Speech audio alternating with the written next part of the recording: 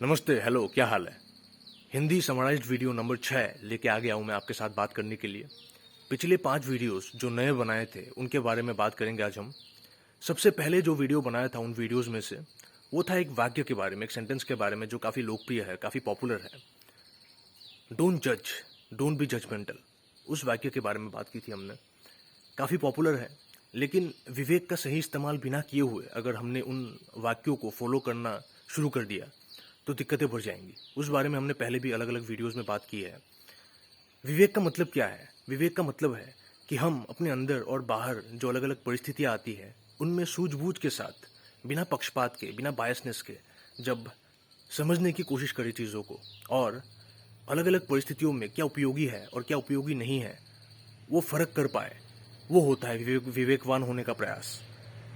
तो उसी तरीके से हमें विवेक का सहारा लेते हुए जज करना चाहिए, निर्णय लेना चाहिए, तब बहुत अच्छा होगा हमारे लिए।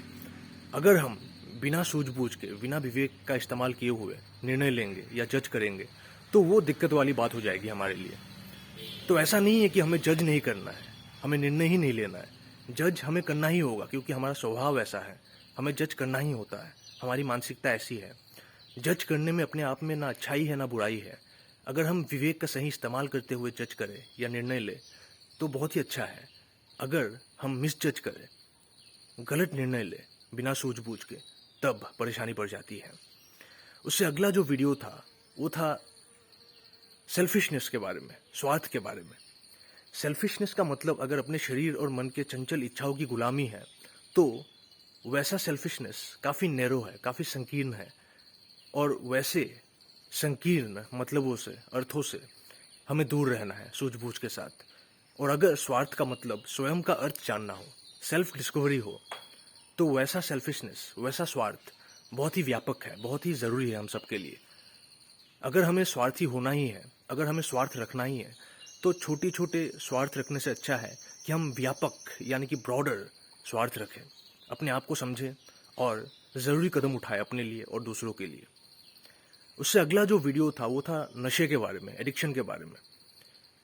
अपनी ज़िंदगी के अलग अलग जो बड़ी समस्याएं हैं, जो काफ़ी ज़रूरी है, उनका समाधान काफ़ी ज़रूरी है, उनसे मुंह छुड़ा के भागना और छोटी छोटी जो आदतें हैं उनमें फंस जाना और उनकी गुलामी करना, वहाँ से शुरुआत होती है एडिक्शन की, उस बीमारी की। एडिक्शन काफ़ी परेशानी में डाल देता है हमको। अपनी कुछ इच्छाओं की गुलामी करने लग जाते हैं हम लोग, ये सोच के कि वहाँ से हमें सुख शांति मिलेगी, लेकिन वो सुख और शांति काफ़ी उथली, काफ़ी सुपरफिशियल होती है और जब वो उतर जाती है तब हमें फिर से दिखाई देते हैं कि बड़ी समस्याएं तो वैसे के वैसे ही है, क्योंकि हमने उन पे अच्छे से काम ही नहीं किया। अगर हमें नशा करना ही है तो अध्ययन के साथ, ऑब्जर्वेशन के साथ, होश के साथ कुछ ऐसे नशे हमें करने चाहिए, कुछ ऐसे आदतों से हमें जुड़ना चाहिए जो हमारे आंतरिक जगत के लिए और बाहरी जगत के लिए काफ़ी सहायकारी हो, काफ़ी हेल्पफुल हो। कुछ ऐसे आदत, कुछ ऐसी हैबिट्स जो हमारे आंतरिक जगत के लिए काफ़ी बढ़िया हो, हमारे आंतरिक जगत को सुधारने के लिए बहुत बढ़िया हो और बाहर के जगत में सही कदम उठाने के लिए हमें प्रेरित करे। कुछ ऐसे आदतों के साथ हमें जुड़ना चाहिए और अगर नशा करना ही है तो सोच समझकर वैसे नशे करने चाहिए। किसी बड़े मकसद का नशा करना चाहिए हमें। बाहर दिखावा करने के लिए अगर हम कुछ बड़े उद्देश्य अपना ले और अपने अंदर की कमजोरियों पे सही से काम ना करे तो वैसे उद्देश्य की बात नहीं कर रहा हूँ मैं। अगर हमें किसी बड़े उद्देश्य का नशा करना ही है तो हमें सूझबूझ के साथ कुछ ऐसी आदतों के साथ जुड़ना होगा, कुछ ऐसे नशे करने होंगे जो हमारे अंदर जो गड़बड़ है उनको भी सुधारे और बाहर जो गड़बड़ चल रही है उनके लिए सही कदम उठाने के लिए हमें प्रेरित करे। उससे अगला वीडियो था रिजेक्शन और रिश्तों के बारे में। प्रोफेशनल लाइफ में हो या पर्सनल लाइफ में हो, हमें अलग अलग किस्म के रिजेक्शंस मिलते ही रहते हैं, लेकिन कभी कभार हम कुछ रिजेक्शंस को सह नहीं पाते हैं और पतन की तरफ यानी कि डाउनफॉल की तरफ चले जाते हैं। ऐसा इसलिए होता है क्योंकि हम अलग अलग लोगों के साथ ज़्यादातर जो रिश्ते बनाते हैं, जो रिलेशनशिप्स बनाते हैं, उनका आधार होता है बंधन। बंधन का मतलब होता है बंध जाना या बांध देना। अगर दूसरों के साथ रिश्तों का मूल बेसिस ही होता है बंधन या बंध जाना, तो उन रिश्तों में हम मुक्त नहीं हो पाएंगे, हम आज़ाद नहीं हो पाएंगे, हम एक दूसरे के साथ बंध जाएंगे और अलग अलग किस्म के दुख, अलग अलग किस्म के रिजेक्शंस हमें फील होते रहेंगे। दूसरों के साथ अगर रिश्ते बनाने ही हैं तो बंधन पे क्यों, मुक्ति, शांति और उत्थान के ऊपर बेस करके क्यों नहीं बना सकते हम रिलेशनशिप्स। वैसे रिलेशनशिप्स में भी परेशानियां आएंगी, लेकिन उस मामले में, उन रिश्तों के मामले में उद्देश्य ही इतना बढ़िया होगा, इतना सुंदर होगा कि परेशानियों से समाधान की तरफ जाने के लिए हम प्रेरित भी होते रहेंगे।